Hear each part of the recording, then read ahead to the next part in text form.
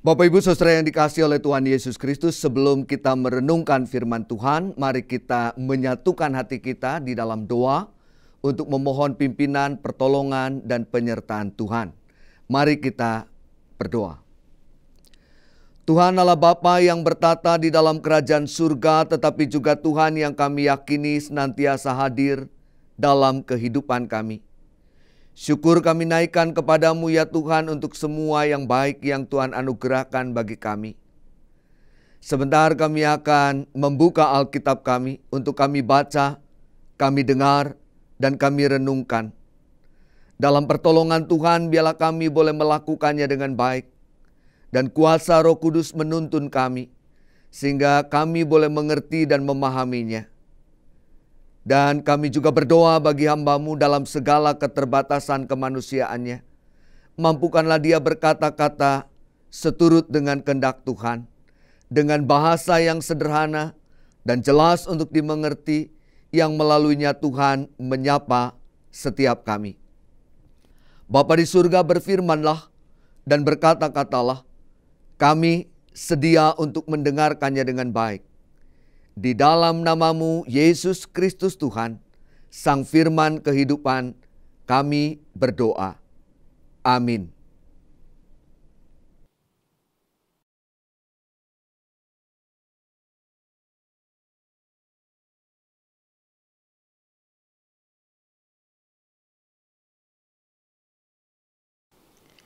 Bacaan pertama dari Kisah Para Rasul 17 ayat 22 sampai 31. Paulus pergi berdiri di atas Areopagus dan berkata, "Hai orang-orang Athena, aku lihat bahwa dalam segala hal kamu sangat beribadah kepada dewa-dewa. Sebab ketika aku berjalan-jalan di kotamu dan melihat-lihat barang-barang pujaanmu, aku menjumpai juga sebuah mezbah dengan tulisan, kepada Allah yang tidak dikenal.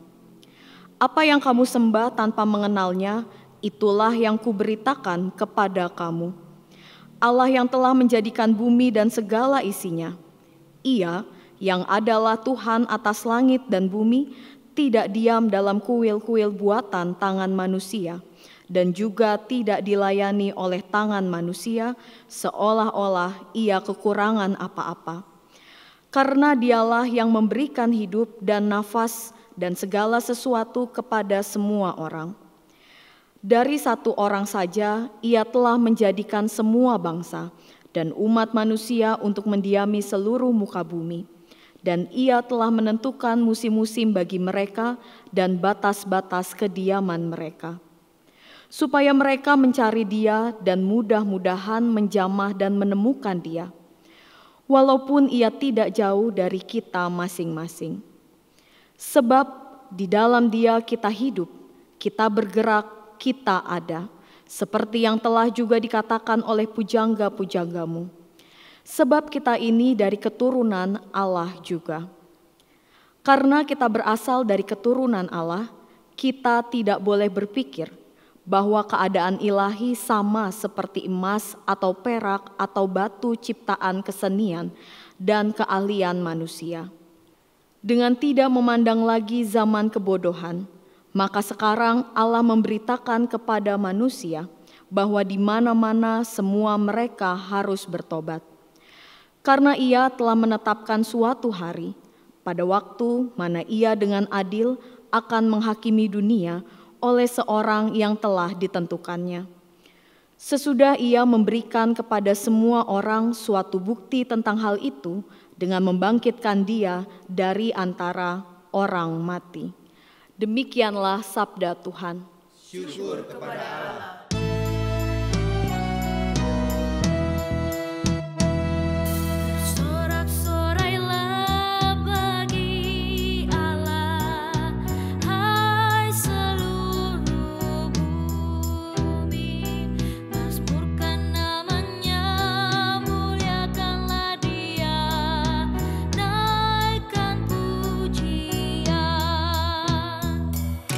Sorak-sorailah bagi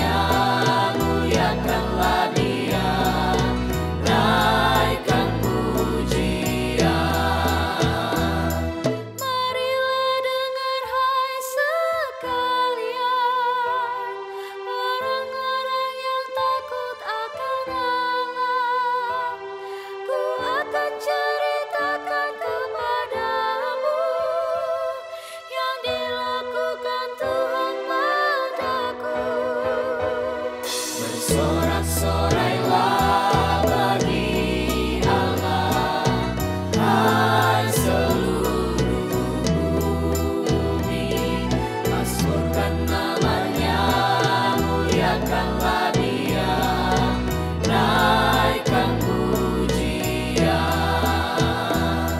Padanya aku telah berseru, dengan lidahku nyanyikan pujian.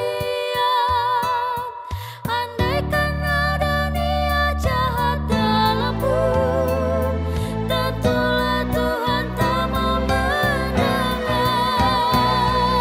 Sorak-sorailah bagi Allah, hai seluruh bumi. Mazmurkan namanya, muliakanlah Dia, naikkan pujian. Sesungguhnya Allah telah mendengar, memperhatikan doa yang kuucap. Terpuji Allah yang tak tolak doaku, yang tak menjauhkan kasih setianya. Bersorak-sorailah bagi Allah, hai seluruh bumi.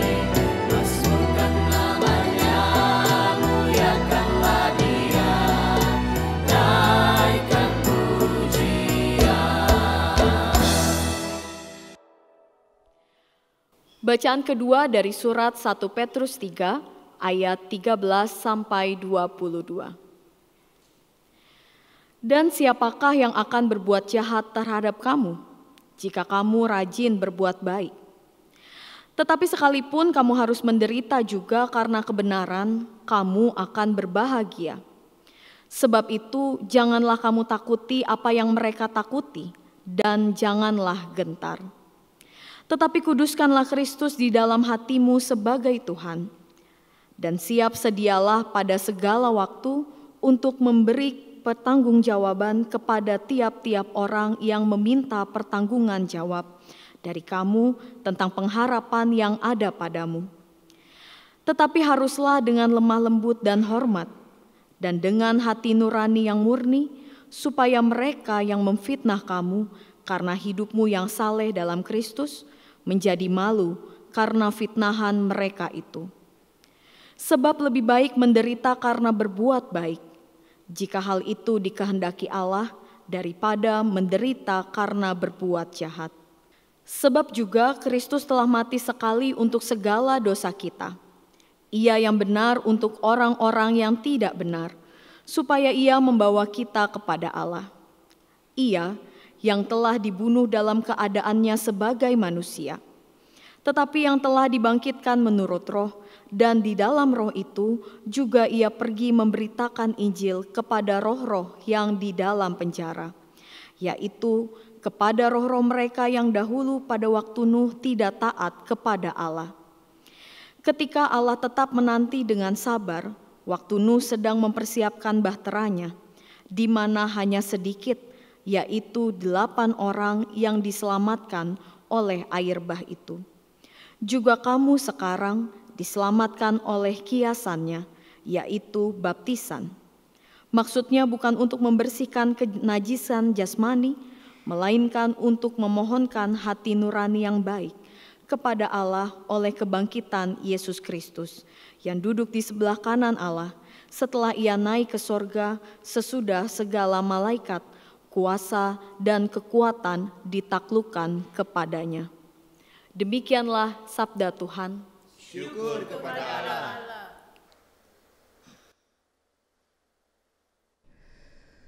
Perenungan firman Tuhan diambil dari bagian Injil Yohanes pasal 14 ayat 15 sampai dengan ayat 21. Saya akan membacakan menurut Alkitab Lembaga Alkitab Indonesia terjemahan baru edisi yang kedua. Demikian kata firman Tuhan. Jikalau kamu mengasihi aku, kamu akan menuruti perintah-perintahku. Aku akan minta kepada Bapa, dan Ia akan memberikan kepadamu seorang penolong yang lain, supaya Ia menyertai kamu selama-lamanya, yaitu Roh kebenaran. Dunia tidak dapat menerima Dia, sebab dunia tidak melihat Dia dan tidak mengenal Dia. Namun kamu mengenal Dia, sebab Ia menyertai kamu dan akan tinggal di dalam kamu. Aku tidak akan meninggalkan kamu sebagai yatim piatu. Aku akan datang kepadamu. Sesaat lagi dunia tidak akan melihat aku lagi, tetapi kamu akan melihat aku, sebab aku hidup dan kamu pun akan hidup. Pada waktu itulah kamu akan tahu bahwa aku di dalam Bapa-Ku, dan kamu di dalam aku, dan aku di dalam kamu. Siapa yang memegang perintah-perintahku dan melakukannya, dialah yang mengasihi aku. Siapa yang mengasihi aku, ia akan dikasihi oleh Bapa-Ku, dan aku pun akan mengasihi dia dan akan menyatakan diriku kepadanya. Demikian Injil Tuhan Yesus Kristus. Kita menjadi orang-orang yang berbahagia ketika kita mau membaca, mendengar, menyimpan, lebih lagi melakukan firman-Nya. Haleluya.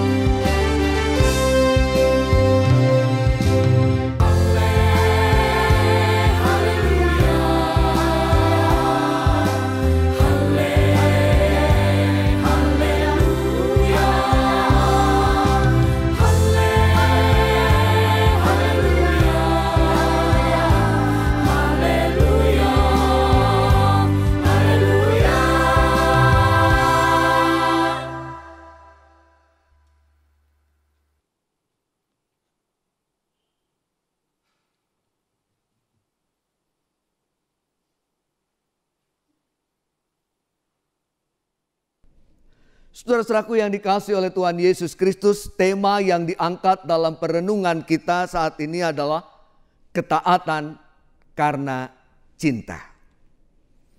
Bapak Ibu Saudara yang dikasihi oleh Tuhan Yesus Kristus, Plato mengatakan orang yang mengasihi, orang yang mencintai adalah orang yang menyatukan diri.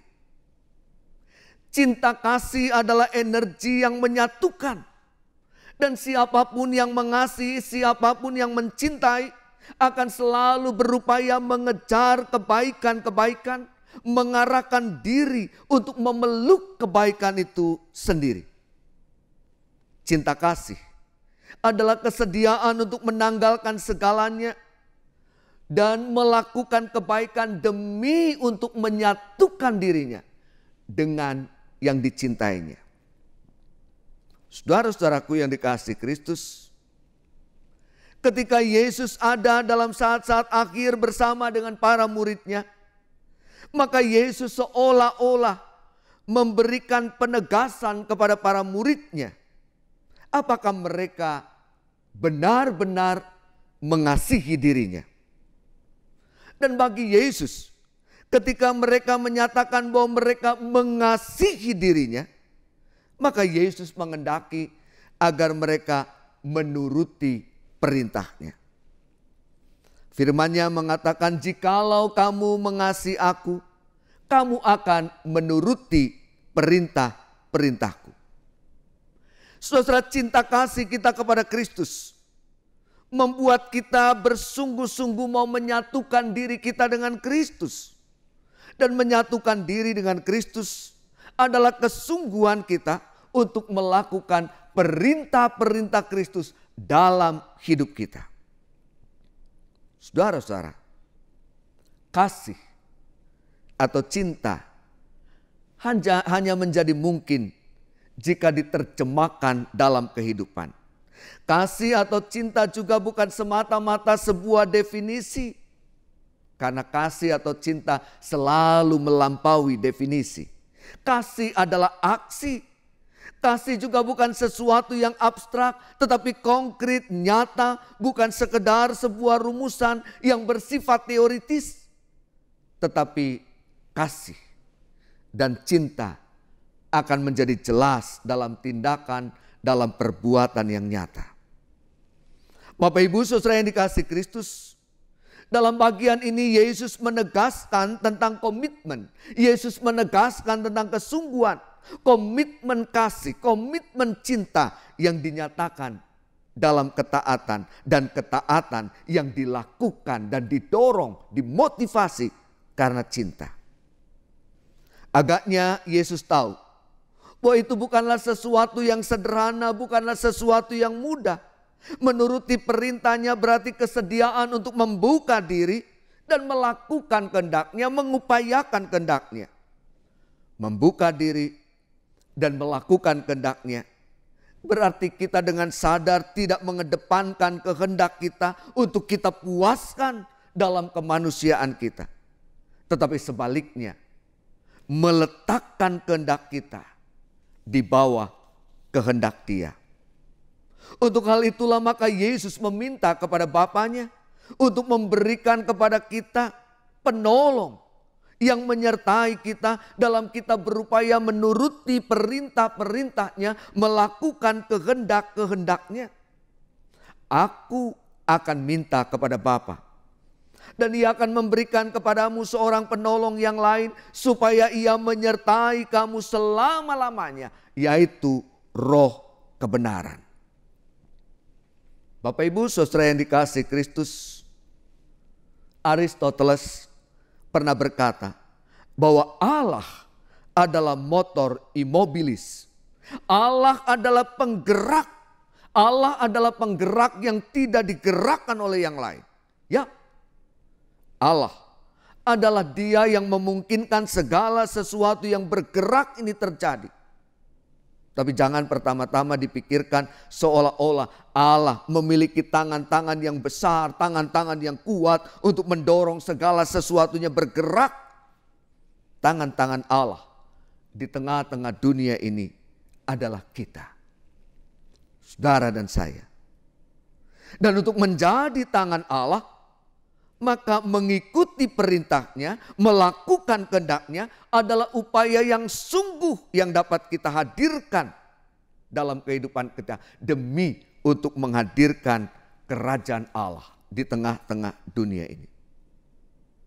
Dengan cara itulah, maka Allah benar-benar menjadi gerak yang menggerakkan kita, dan kemudian kita menggerakkan orang lain untuk melakukan kehendak Allah. Dengan cara itulah kita mewujudkan ketaatan kita. Dengan cara itulah kita mewujudkan cinta kita kepada Allah. Bapak Ibu saudaraku yang dikasihi oleh Tuhan Yesus Kristus, adalah seorang bernama Fransiskus dari Assisi. Fransiskus dari Assisi menghadirkan hidupnya dalam kemiskinan. Ia sebetulnya berasal dari sebuah keluarga kaya, tetapi ia menghadiahkan harta miliknya kepada orang-orang miskin, membagikan semuanya kepada orang-orang miskin.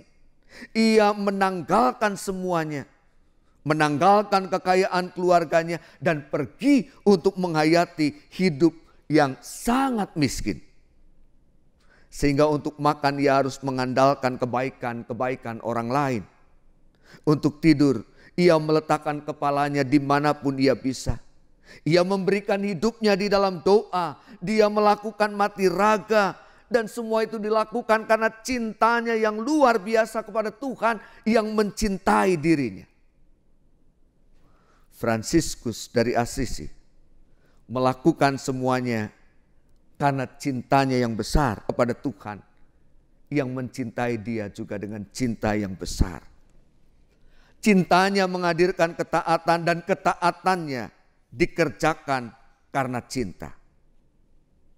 Siapa yang memegang perintah-perintahku dan melakukannya, dialah yang mengasihi aku. Siapa yang mengasihi aku, ia akan dikasihi oleh Bapa-Ku, dan aku pun akan mengasihi dia dan akan menyatakan diriku kepadanya. Perintah utama Tuhan dalam hidup kita adalah cinta. Perintah utama Tuhan dalam hidup kita adalah hidup saling mencinta, hidup saling mengasihi sama seperti Tuhan mencintai dan mengasihi kita tanpa batas. Namun ketika kita saling menyakiti, ketika kita saling melukai satu terhadap yang lain, maka Tuhan tidak pernah diam untuk menjadi penonton bagi kita. Karena Tuhan adalah Tuhan yang mengasihi semua. Tuhan yang tersakiti, Tuhan yang terlukai ketika kita juga menyakiti dan melukai sesama kita. Bahkan menyakiti dan melukai seluruh ciptaan. Oleh karena itu, tidak ada pilihan lain. Jika kita ingin sungguh-sungguh mencintai Tuhan, yaitu dengan sungguh-sungguh mencintai sesama. Dan sungguh-sungguh mencintai semua. Tuhan memampukan kita untuk dapat mewujudkan cintanya dalam hidup kita. Tuhan menolong kita untuk dapat melakukannya. Karena Dia tidak pernah meninggalkan kita berjuang seorang diri. Dia tidak pernah membiarkan kita menjadi yatim piatu tanpa penyertaannya. Roh Kudus, Roh kebenaran akan menolong dan memampukan kita. Jadi berdoalah, mintalah Roh Kudus memimpin hidup kita menjadi penerus sang cinta bagi sesama. Tuhan Yesus memberkati setiap kita. Amin.